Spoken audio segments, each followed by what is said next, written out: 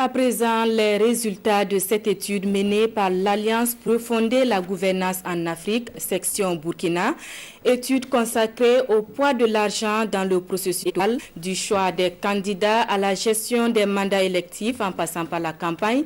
L'argent aura été omniprésent selon l'étude. La synthèse avec Amadou Ilboudou et Sébastien Zongo. Il ressort de cette étude que électeurs et candidats se sont livrés à un jeu marchand dans lequel, dans la plupart des cas, les premiers ont exigé de l'argent contre leur voix, des voix acquises par les candidats les plus généreux.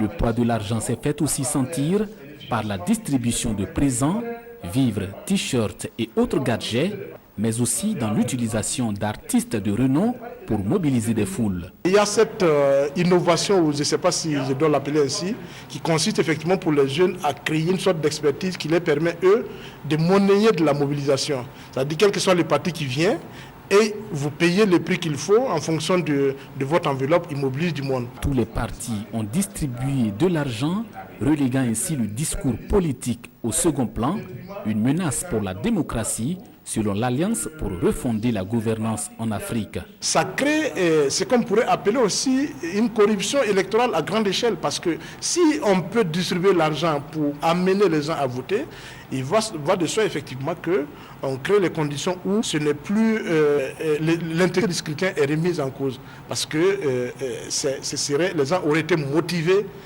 par les gains qu'ils ont obtenus, que par l'offre du politique. Cette étude avec le soutien technique et financier de l'Institut néerlandais pour la démocratie multipartite.